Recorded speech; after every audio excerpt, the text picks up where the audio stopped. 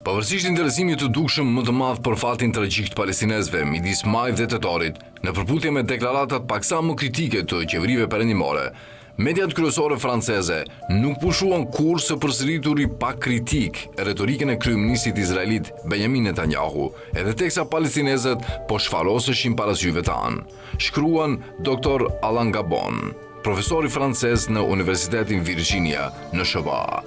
Ky ndryshim i vogël dhe i përkohshëm i tonit nuk sinjalizoi as pak ndonjë ndryshim të qëndrimit tyre thellësisht pro-izraelit, por ishte një përpjekje e shkurtër për ta kuruar imazhin gjatë fazës më të rëndë të gjenocidit. Mediat franceze dhe në shkallë të ndryshme, ato të shumë vendeve të tjera, u detyruan të paktën të shtiren se po tregonin më shumë kritik ndaj Izraelit dhe po i jepnin më shumë hapësirë vuajtjes së palestinezëve. Megjithatë,